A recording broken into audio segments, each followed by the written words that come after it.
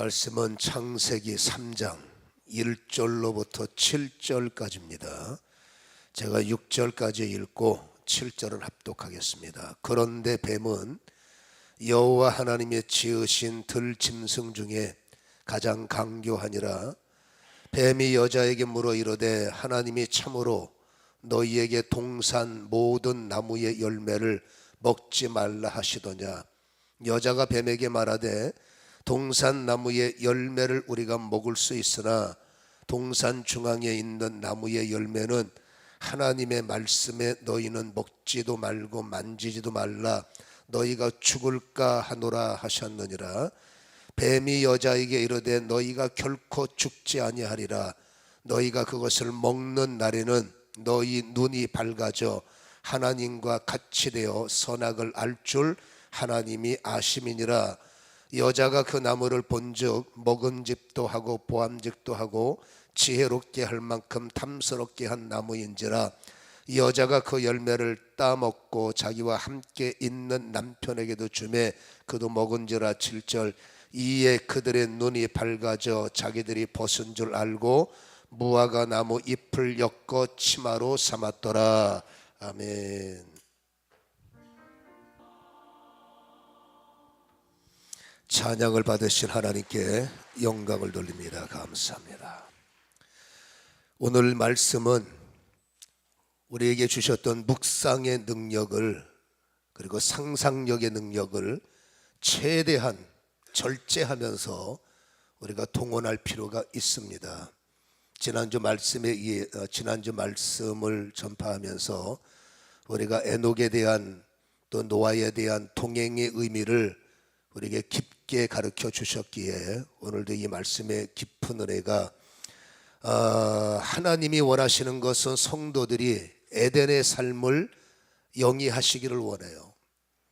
이미 에덴은 무너졌지만 그래도 어떻게 하든지 개인 성도들의 인생은 무너진 에덴을 복원시키고 무너진 에덴을 회복시켜서 어떻게 하든지 에덴의 삶을 누리기를 하나님은 원하시는 거죠.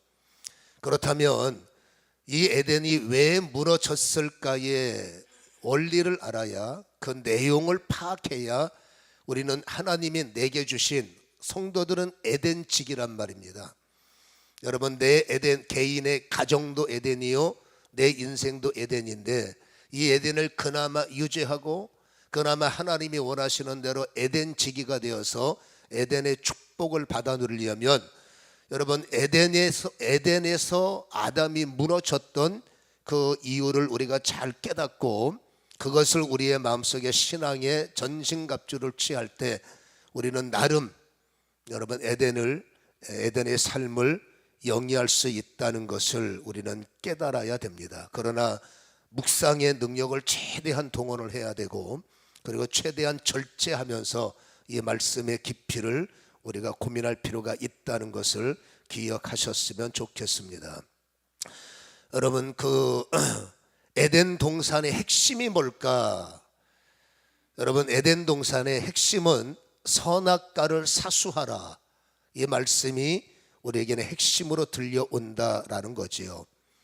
왜 선악과가 사수되어야 되는가? 에덴 동산에 왜 하나님은 선악과를 두셨는가? 여기에 대한 우리의 고민은 상당히 많았고 이 질문에 여러 가지 답이 있었습니다. 오늘 다시 한번 우리가 깊은 묵상을 통해서 이 하나님께서 왜 중앙동산에 선악과를 두셨는가? 이 선악과는 여러분 영적 전쟁의 연장선상임을 성경은 우리에게 말씀을 해주고 있다라는 거죠. 창세기 2장 17절에 보면은 선악을 알게 하는 나무 열매를 먹지 말라라고 단언하십니다.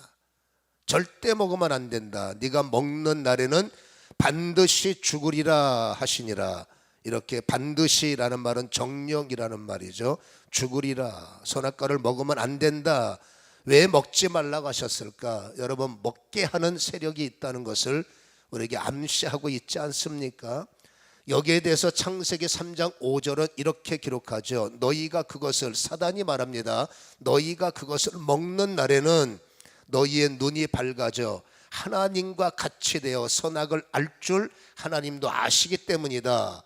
여러분, 하나님은 말합니다. 절대 선과 악을 알게 하는 나무를 먹으면 안 돼. 오늘 사단은 거기에 반론을 제기하지, 아니야, 선악을 알게 하는 나무는 너희가 반드시 먹어야 돼. 그러니까 다시 말해서 중앙동산의 선악과는 여러분, 보이지 않는 하늘의 전쟁의 연장선상임을 우리에게 보여주고 있다라는 것입니다. 선악을 알게 하는 나무는 절대 먹으면 안 돼. 사단은 뭐라고 해? 아니야, 너희들은 선악을 알게 하는 나무를 반드시 먹어야 돼. 이렇게 여러분, 선악과를 놓고 싸움이 일어나고 있음을 우리에게 보여주고 있는데, 이 싸움의 배경을 우리가 이해할 필요가 있죠. 골로새서 1장 16절은 분명히 말씀하시기를, 만물이 하나님께서 창조되되 하늘과 땅에서 보이는 것들과 보이지 않는 것들, 혹은 왕권들이나 주권들이나 통치자들이나 권세들이나, 이것은 여러분, 이것은 천사들의 이름입니다. 만물이 다 그로 말미암고 그를 위하여 창조되었다, 이렇게 말씀을 하고 계시기 때문에 하나님께서 여러분 천지 창조라는 위대하고 놀라운 설계 도면을 구상하신 거예요. 그리고 이것은 반드시 이룰 거다라고 해서 이 땅에 하나님이 창조를 시작할 때 첫 번째 작품이 뭡니까? 골로새서 1장 16절이 말하는 것처럼 하나님은 천사들을 먼저 피조하셨다는 것을 우리는 알 수가 있다라는 것이죠. 여러분, 두 번째 피조가 우주 만상인데, 우주 만상과 인간을 피조하셨는데, 우리가 알다시피 욥기서 38장에 보면 하나님께서 천지 창조는 그냥 되신 것이 아니라 4절에 땅에 기초를 놓을 때에 내가 어디 있었느냐 내가 깨달아 알았거든 말할지어다. 5절과 6절을 보면 하나님은 주춧돌과 모든 그 간격을 측량하셔서 정밀하게 우주 만물을 창조하셨음을 우리에게 말씀해 주셨고, 저는 이것을 몇 번 여러분에게 설교했기 때문에 이미 다 머릿속에 기억이 나실 줄로 알아요. 그때 38장 7절에 하나님께서 뭐라고 말씀하셨습니까? 천지 만물을 완성하시고 그때에, 완성된 그때에 새벽별들이 기뻐 노래하며 하나님의 아들들이 다 기뻐 소리를 질렀느니라. 여기에 보면 새벽별, 하나님의 아들들, 이것은 뭡니까? 천사를 의미하는 거죠. 그러니까 하나님께서 우주 만상을 창조하시기 전에 하나님은 그 언젠가 천사들을 먼저 피조해 놓으셨음을, 그리고 하나님이 만드신 그 피조체 천사들이 하나님께서 우주 만상을 만드셨을 때 그들이 옆에서 도왔음을, 하나님과 함께 여러분 일을 했음을 이 욥기서는 우리에게 말해주고 있다, 그 말입니다. 그리고 중요한 내용은 하나님께서 천사를 피조하시고 우주 만상을 이루시기 전에 그 가운데 공간 속에 어떠한 영적 사건이 있었음을 성경은 말해주고 있죠. 그 영적 사건이 뭡니까? 바로 하늘의 전쟁이다라는 것이에요. 여러분, 이사야 14장 12절에 보면 너 아침의 아들 계명성이요, 계명성은 사단의 또 다른 이름이죠. 어찌 그리 하늘에서 떨어졌으며 너 열곡을 엎은 자요, 한마디로 구테타를 일으켰다는 거예요. 어찌 그리 땅에서 찍혔는고, 내가 내 마음에 이르기를 내가 하늘에 올라가 하나님의 뭇별 위에 내 자리를 높이리라. 내가 북극 지폐산 위에 앉으리라.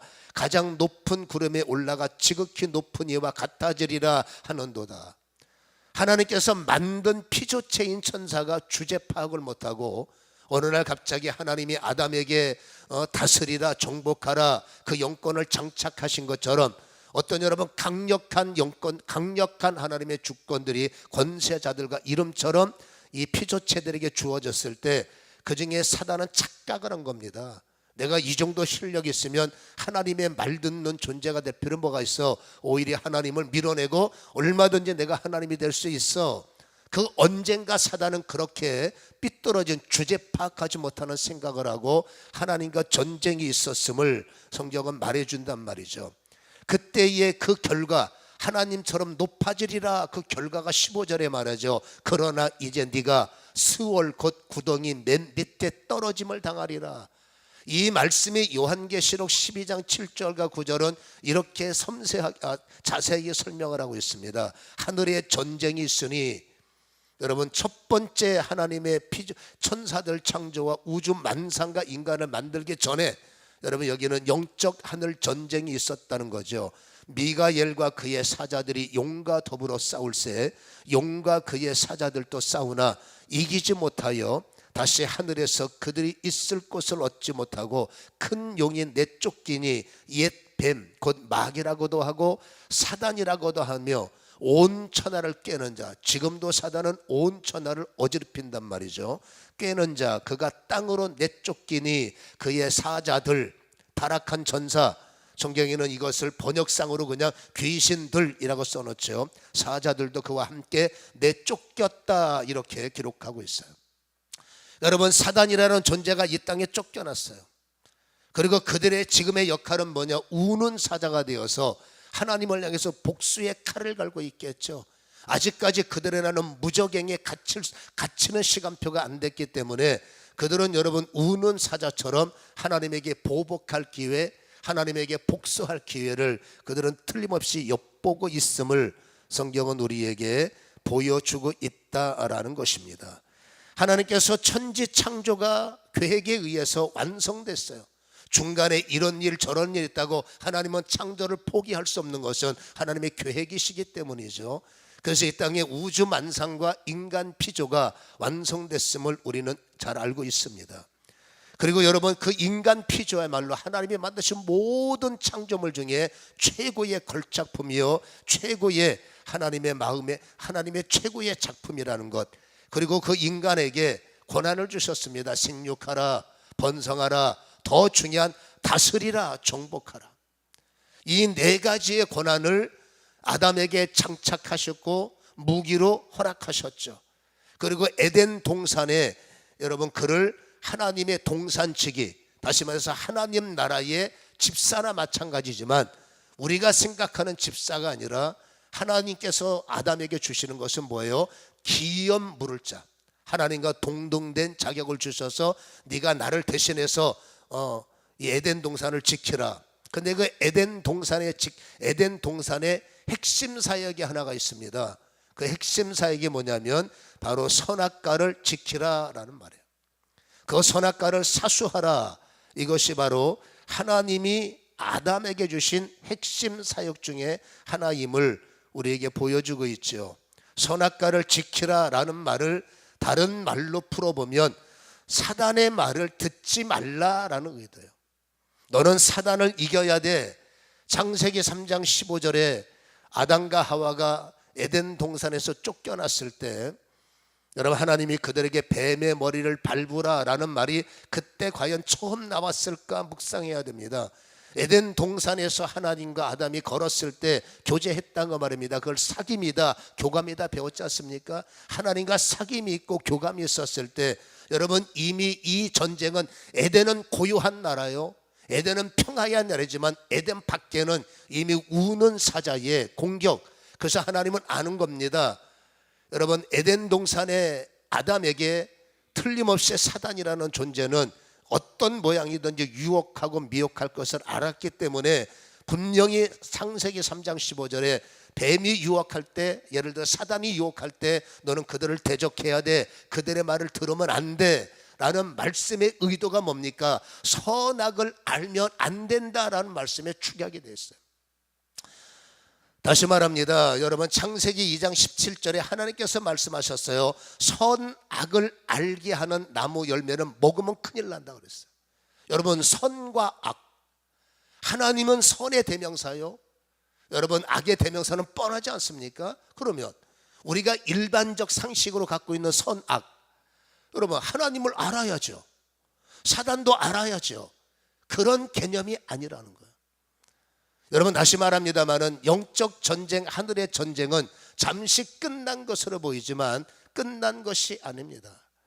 여러분 선악을 알게 하는 나무, 하나님은 절대 손대면 안 돼, 먹으면 안 돼. 사단은 뭐라고 합니까? 아니야 먹어도 돼, 먹어도 돼. 너희들은 선과 악을 알아야 돼. 이 선악에 대한 개념은 우리가 가지고 있는 개념보다 더 깊은 의도가 있다는 것을 우리는 묵상해야 된다 그 말입니다. 여기서 선은 우리의 개념이 아니라 선은 뭐예요? 하나님의 말씀이에요. 여러분, 하나님은 분명히 말씀하셨습니다. 하나님은 말씀으로 만상을 창조하셨고 하나님의 영적 전쟁은 뻔한 겁니다. 말씀 싸움으로 이기는 거죠, 마귀를. 그러니까 선은 뭐, 선의 가장 중심은 바로 하나님의 말씀이다라고 할 수 있는 거예요. 그러면 악은 뭘까요? 그 하나님의 말씀을 깨트리려고 하는, 하나님이 말씀할 때마다 말씀을 뒤집어 버리죠. 죽는다 안 죽는다, 하라 말라, 이게 사단의 못된 근성입니다. 그러니까 선은 뭐예요? 하나님의 말씀이요. 악은 뭡니까? 그 말씀을 뒤집고 그 말씀을 깨트리려고 하는 어떠한 마귀의 말이라고 할 수 있어요. 여러분, 선은 하나님의 말씀이요, 악은 뭐라고요? 마귀의 말이다 그 말이에요. 여러분, 선악과라는 것은 그것이 압축되어 있음을 우리에게 보여주는 거예요. 그러니까 하나님은 뭐예요? 여러분, 선악을 알면 너는 죽어 라는 말은 우리가 말하는 선을 알아야 돼, 알면 안 돼, 그런 개념이 아니라는 거예요. 여러분, 선은 다시 말합니다, 하나님의 말씀이요, 악은 그것을 대항하려고 하고 그것을 뒤집으려고 하는 사단의 전술이라는 것을 우리는 기억할 필요가 있다라는 것입니다. 그래서 선악을 안다는 게 뭡니까? 악을 받아들이면이라는 단어예요. 여러분, 인간이 에덴 동산에서 사수할 것은 선악과를 지켜야 됩니다. 하나님의 말씀을 존중해야 되고 하나님의 말씀을 압도적으로 따라가야 되는데, 자칫 잘못해서 유혹하는 악의 말을 들으면, 사단의 말을 받으면, 마귀의 말을 네 인생 속에 받아들이면, 여러분 보세요, 악을 받아들이면 선이 응징을 해버리는 거예요. 악과 타협할 때 하나님은 선입니다. 선이 가만히 있을 수가 없죠. 악을 받아들이면 선이 대적을 하고 악을 받아들이면 선이 응징을 하기 때문에 악과 연합이 되면 하나님의 선으로 악을 대적할 수밖에 없고 악을 응징할 수밖에 없기 때문에 악과 타협하는 자, 악을 받아들인 자는 선으로 어떻게 한다고요? 응징의 결과는 심판이라는 거예요. 다시 말해서 선악을, 하나님의 말씀은 사수해. 절대로 마귀의 말을 들으면 안 돼. 무슨 말을 하더라도 너희들은 선악을 손대면 안 돼. 이 하나님의 말씀에 여러분, 악은 뭡니까? 아니야 받아들여도 돼, 먹어도 돼, 알아도 돼. 여러분, 악을 받아들여서 선이 나를 응징할 때 그때는 늦는 겁니다. 아, 내가 에덴에서 쫓겨나는구나. 아, 우리 인생이 죽을 수밖에 없구나. 이것은 선악을 손대고 선악과를 여러분 취하는 동시에 깨달아지지만, 선악과를 먹고 난 이후에 에덴이 무너지고 선악과를 손댄 이후에 에덴에서 쫓겨나고 선악과를 취한 이후에 아, 나는 죽는 인생이 되는구나. 그때는 때는 늦는다는 거죠. 그러니까 인간이 가지고 있는 최대의 그 능력은 하나님의 말씀을 들을 수 있는 능력이 있다는 거죠. 그래서 오늘 여러분, 하나님의 선은 악을 심판하기 때문에 이것을 향해서 하나님은 강력한 선언을 바로 아담에게 전한 것이 창세기 아까 읽었던 2장 17절 말씀인 겁니다.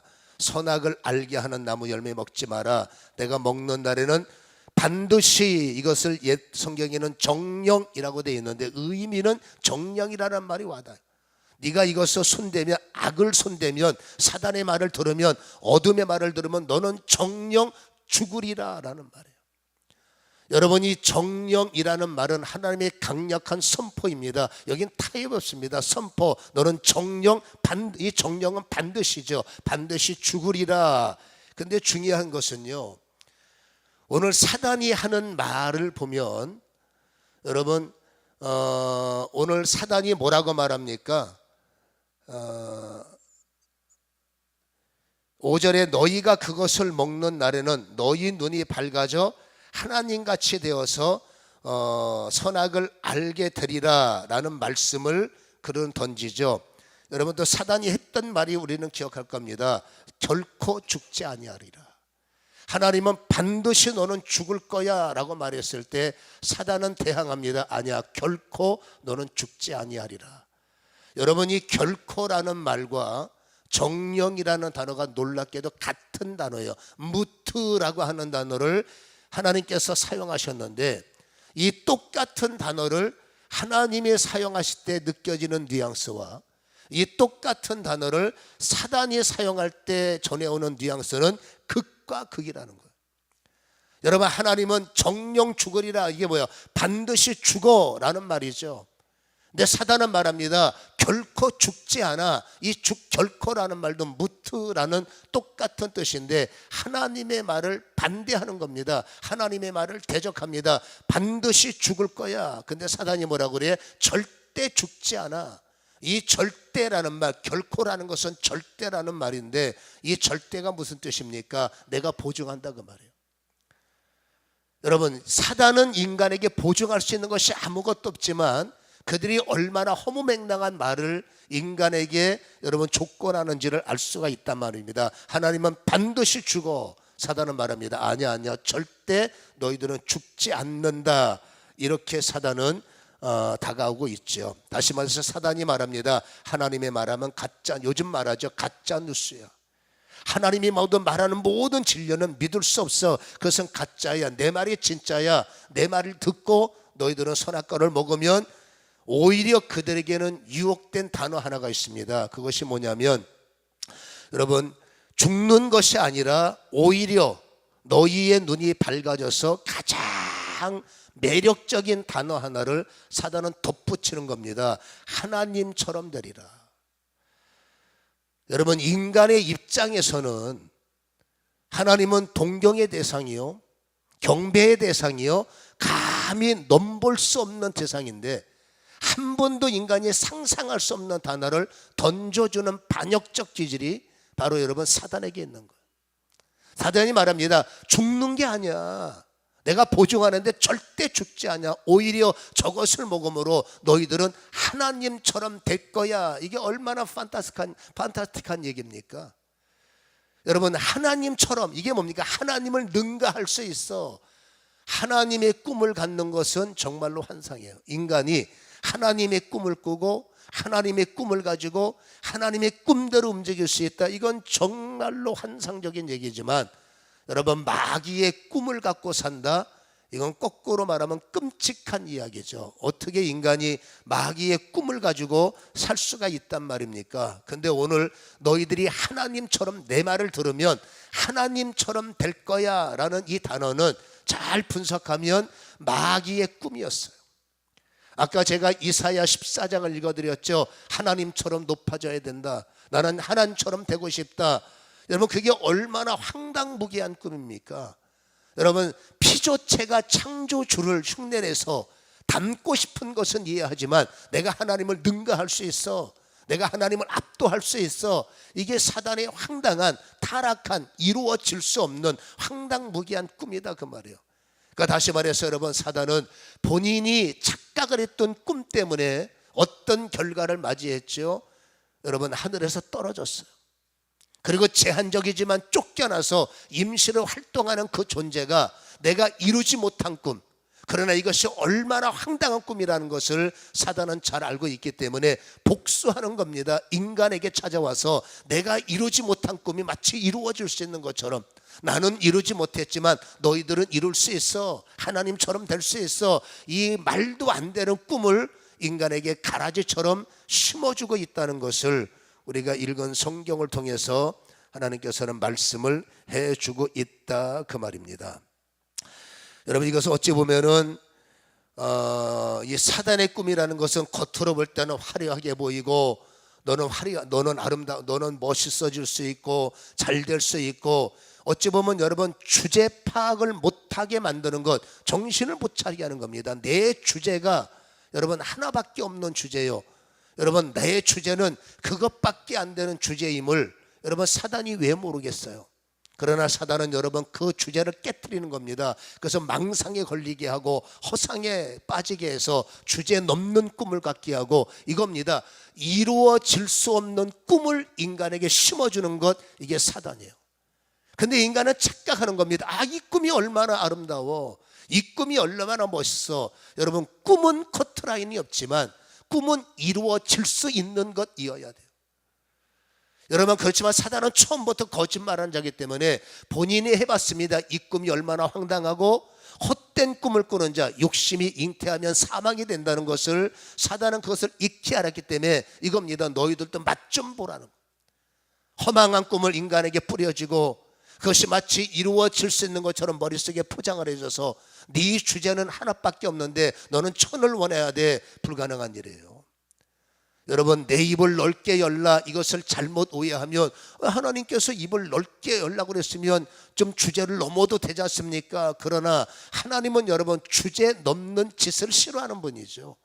내 입을 넓게 열라라는 의도와 여러분 사단이 너희는 하나님처럼 될 수 있어 라는 내용은 완벽하게 극과 극의 차이라는 겁니다. 하나님은 항상 질서 안에서 일하는 분이에요. 하나님은 이루어질 수 없는 것을 인간에게 던져주는 분은 아니다라는 것입니다. 그래서 입을 넓게 열라라는 것은 진리 안에서만 가능한 거예요. 우리가 주님 안에 들어가고 이루시는 주님의 말씀이 내 안에 거물 때, 말씀이 내 안에 있으면 절제가 돼요. 말씀에 내 안에 있으면 눈이 높아지고 낮아지는 컨트롤이 생깁니다. 한마디로 말해서 내가 지금 어떤 현 이체와 있는가, 나의 능력이 얼만큼인가, 내가 얼만큼 준비되었을까, 내가 뭘 할 수 있는, 현실이 뭘 할 수 있는 건가. 여러분, 헛된 꿈은 현실을 무시합니다. 그리고 장래에 나는 잘 될 수 있어, 말도 안 되는 꿈 때문에 현실을 그냥 뭐랄까요, 대충 지나가 버리는 게 많지만, 하나님이 내 입을 넓게 열라는 오늘을 무시한 내일은 존재할 수가 없어요. 하나님은 말하죠. 갑절에서 30배, 30배에서 60배, 60배에서 100배. 하나님이 뭡니까? 단계를 밟으라는 겁니다. 내 입을 넓게, 처음부터 여러분 갑절 1달란트밖에 자격이 없는 자가 10달란트를 주세요, 안 된다고 그랬죠. 1달란트를 받았으면 2달란트, 2달란트를 받았으면 5달란트, 단계를 올라가서 여러분 그 단계에 주는 나의 현실에 순종할 줄 알고 만족할 줄 알며, 그러나 멈추지 않고 또다시 5달란트를 꿈꾸게 하는 것, 그것이 내 입을 넓게 여기 하는 거죠. 한마디로 꿈을 이루기 위해서 나를 발견하고 내가 뭐가 부족한지, 내가 뭐가 약한지 그것을 채우게 하고, 훈련받게 하고, 디사이플이 그 뜻입니다. 채우게 하고 나의 부족을 깨닫게 하고, 그리고 하나님께 기도해서 하나님 부족한 부분을 채워주세요. 그러니까 입을 넓게 열지만 뭡니까? 하나님 앞에 절제 속에 준비하며 애를 쓰며 주제를 파악하며 넘볼 수 없는 것을, 지금은 꿈에 불과하지만 그러면 여러분 현실에 자족할 줄 알게 하는 것이 바로 하나님이 주시는 내 입을 넓게 열게 하는 의미임을 우리는 기억해야 될 줄로 믿습니다. 그러나 사단은 그걸 밟아버려요. 하나밖에 없는 사람에게 5달란트 받은 자 시기하게 만들고, 나도 5달란트 주세요 할 수 있으니까. 그러나 여러분 훈련 안 된 사람은 그거 줘봤자 혹시라도 될 리도 없지만, 그것이 준비가 안 된 사람이 10달란트를 받고 여러분 뭔가 뭐랄까요, 감당할 수 없는 축복이 오면 오히려 그것 때문에 어려움을 당하고 오히려 그것 때문에 문제를 만날 확률이 많다는 것은 그건 뻔한 일 아니겠습니까? 그러니까 사단이 말하는 게 뭡니까? 헛된 꿈이요, 주제 파악 못하게 하는 것이고, 이루어질 수 없는 꿈을 꿔서 그것만 바라보면서 나는 이렇게 돼야 돼, 저렇게 돼야 돼, 현실을 무시하고 노력도 하지 않고. 그러니까 이렇게 과정을 보면 내 입을 넓게 열어서 한 단계 한 단계 돌파하는 것인지, 아니면 사단의 헛된 꿈에 잘못 사로잡혀 현실을 무시하고 여러분 어떻게 잘 될 거야, 내 인생은 틀림없이 대박 날 거야. 그래서 여러분 편한, 쉽게 말해서 어려운 일, 잘 될 사람이 어려운 일을 뭐하러 합니까? 나는 분명히 크게 될 사람인데 이런 허튼 일을 뭐하러 합니까? 단계를 밟지 못하도록 인간을 망가뜨리고 인간을 부셔버려서 결국 끝자락에서는 그 자리에서 떨어지게 만드는 것, 이것이 바로 사단의 계략이라는 것을 우리는 생각할 필요가 있다라는 것입니다. 그래서 하나님이 말합니다. 사단의 말을 거부하라. 여러분, 우리는 영적인 분별력을 가져서 에덴 동산을 망가뜨리지 않으려면 내 안에 분별력이 있어야 돼요. 여러분, 꿈은 좋지만 여러분 내 주제를 알아야 돼. 내가 현재 몇 달란트를 받은 자인가, 내가 지금 가지고 있는 에너지가 얼만큼인가, 그 에너지에서 조금 더 키워 올라가는 것이 하나님의 훈련 방법인 것이지, 모든 단계를 무시해버리고 하나를 가진 자가 갑자기 천을 갖게 되고 하나밖에 없는 자가 만을 갖게 되는 그런 헛된 꿈은 인간이 어떻게 하나님이 됩니까? 말이 안 되잖아요. 근데 사단의 말을 들으면 말이 되는 것처럼 느끼는 것이 이게 사단의 능력이라고 할까요? 술수라고 할까요? 그래서 우리는 항상 기준이 뭡니까? 여러분, 하나님의 질서 아래 있어야 돼. 우리가 어떤 상태, 꿈을 갖기 전에 꿈보다 중요한 게 말씀을 받는 거예요. 말씀을 받고 말씀 위에서 꿈을 키워나가야 헛된 꿈이 안 되는 거지. 말씀도 없는 사람이 예수 믿으면 뭐 복을 받는데, 예수 믿으면 잘 되는데, 이거 자칫 잘못하면 사단이 접근해서 헛된 망상을 집어넣고, 그래서 이게 들어보면 헛된 기도하고 앉아있는 거죠. 그리고 나는 기도 제목이기 때문에, 나를 이루신 분이 하나님이기 때문에 나는 응답받아요. 답답한 거. 그런 분은 한 번 망상에 빠져버리면, 여러분, 호적이 강원도에 올라가 있으면 경기도에서 안 통해. 뭔 말인지 집에 가서 잘 생각해 보세요. 망상에 빠진 사람들이 여러분 돌아올 수 있습니까? 여러분, 그거 항상 중요한 것은 기도하기 전에 말씀부터, 꿈을 꾸기 전에 말씀부터, 입을 넓게 열라 이루신 분이 하나님이죠. 순서는 말씀부터입니다. 말씀을 받아야, 말씀이 있어야 그 다음에 선악과를 살수할 수 있는 능력이 생기기 때문에 급하지 마시고 말씀부터 받아야 돼요.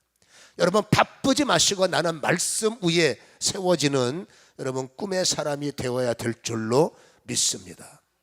그래서 어떻게 하든지 사단의 말, 주제 인간이 하나님이 되라, 이거 말이 안 되잖아요. 그때는 예수의 이름으로 거절해야죠. 아멘. 예수의 이름으로 쫓아내야죠. 뱀의 머리를 밟아야죠. 내 현 주소를 보고 다가오는 속삭임, 너 이렇게 될 거야 저렇게 될 거야, 나중에는 가능성이 있을지 몰라도 그 꿈에 빠지면 현 주소를 잃어버리고 나의 주제를 파악 못하면 엉뚱한 짓 하다가 망해버리는 겁니다.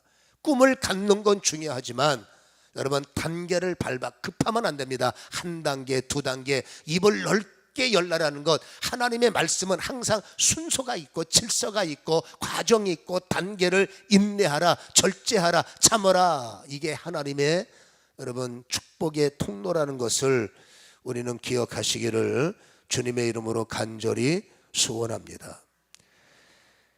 우리가 이 사단이 우리의 인생 속에 접근할 때 마지막으로 잘 분별해야 할 것이 하나가 있습니다. 이게 어찌 보면 굉장히 중요한 건데, 여러분, 친밀함을 조심하라 라는 말을 우리는 이 말씀을 통해서 묵상할 수가 있다는 거예요. 친밀함을 경계하라. 이게 무슨 말일까요? 오늘 사단의 형상을 가지고 하와에게 접근하지 않았어요. 우리가 읽은 본문을 보면 뱀의 모습을 이용해서, 여러분, 뱀의 모습을 이용해서 하와에게 접근을 했어요.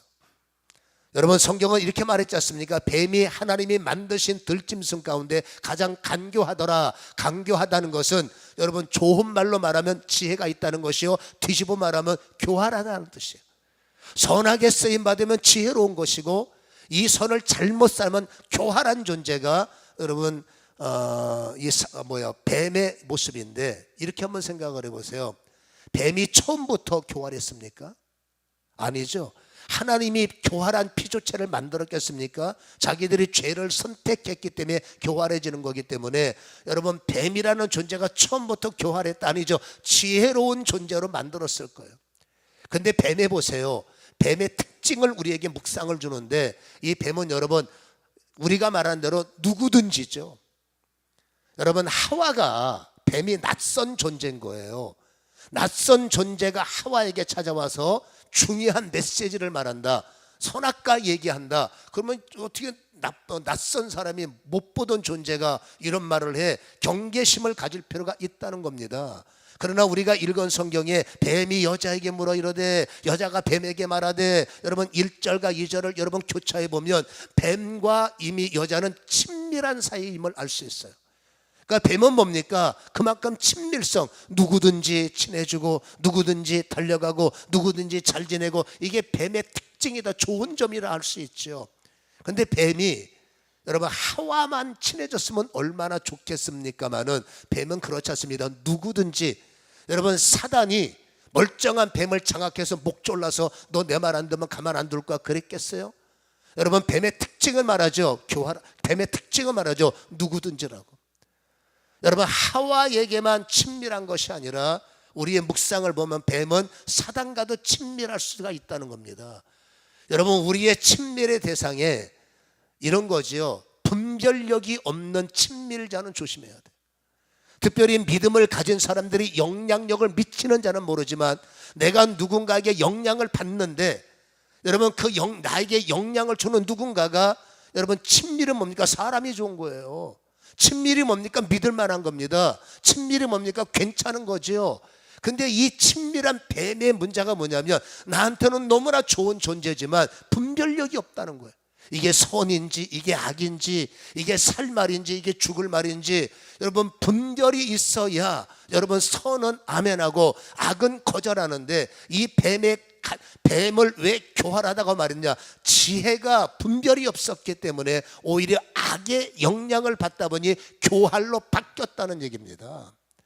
그러니까 뱀은 뭐예요? 분별을 해야 돼요. 그 좋은 기질로 따지면 좋은 게 많을 때 그러나 그 좋은 기질을 가지고도 지금 이게 선한 모습인지 악한 모습인지 이게 좋은 것인지 나쁜 것인지 정확한 분별력이 있을 때 여러분 교회의 지기들은 하나님을 섬기는 사람들은 여러분 철저하게 명심할 게 있습니다. 여러분 친밀하다고 친밀한 게 아니라는 거예요.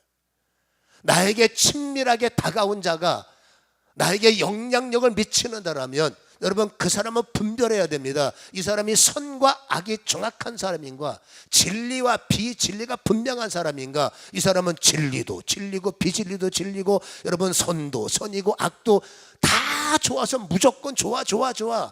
여러분 그 친밀함에 물려버리면 여러분 나도 모르게 치명타를 입을 수가 있기 때문에 우리는 조심하셔야 됩니다. 사람 좋다고 무조건 우리가 영향력을 미치는 건 괜찮다고 그랬어요. 그러나 내가 영향력을 받는 대상이 여러분 친밀하다고 무조건 받아들이는 것이 아니라 이 친밀한 자가 선과 악을 분별하는 자냐, 진리와 비진리를 깨닫는 자냐, 옳고 그름을 명확하게 나누는 자냐. 그러면 여러분 내게 영향력 있는 뱀이 너 그건 먹어도 여러분 내가 절대 죽지 않아 내가 보장해 줄게 이 말에 여러분 하와가 넘어간 것처럼 우리에게도 그런 영향이 올 수가 있다는 것을 우리는 기억을 하셔야 됩니다. 영적 분별력 없는 자, 우리는 여러분 사람 좋다고 무조건 대화하지 말고 여러분 잘 들으면서 이분이 선과 악이 나눠졌는지 진리와 비진리가 분명한지 이거 여러분 잘 깨달으셔서 여러분 그렇지 않다면 내가 영향력을 미칠 수 있는 만남이라면 괜찮지만 이 사람이 나에게 어떤 영향력을 미치는 사람이다. 그러면 여러분 절대적으로 경계하셔야 되고 성경에는 독사의 자식들아 주님께서 왜 입에 거품 물고 강조하셨을까요? 여러분 독사와 뱀은 마귀를 상징할 수 있고 그 영향력을 받아서 여러분 나에게 다시 말해서 나에게 독소를 뿜어낼 수 있기 때문에 우리는 친밀함의 함정에 다시 한번 정신을 차리고 우리 여러분 다시 말합니다. 주변에 이 친밀함을 분석을 하셔서 이분이 선과 악이 아까 말했죠. 옳고 그름과 그리고 진리와 비진리가 정확하게 나눠져 있는 사람인지를 우리는 깨달아서 그냥 무조건 할렐루야 무조건 아멘 큰일 나는 거죠. 오늘 여러분 이것을 좀 깨닫는 은혜가 일어나기를 주님의 이름으로 간절히 소원합니다. 하나님은 에덴을 회복하라고 하셨어요. 에덴을 회복하기 위해서는 우리는 선악을 분별할 줄 알아야 돼요. 악한 자의 말들 우리가 여과 없이 받아들이고 친밀한 자의 말들 생각 없이 받아들였다가는 자칫 잘못하면 여러분 하나님의 진리를 그렇죠 오염시키고 이게 감염되다 보면 나도 모르게 그렇죠 이 어둠의 역사에 물들 수 있다는 것을 오늘 성경은 말씀을 해주고 있기 때문에 여러분 이 말의 의미를 잘 깨달으셔서 우리는 정령과 결코를 깨닫고 정령 악의 말은 듣지 말라. 그 다음에 악은 뭐라고 합니까? 절대 들어도 괜찮아 라는 이 혼잡한 영적 전쟁에서 분별력 있는 싸움에 승리하시기를 주님의 이름으로 간절히 축원합니다.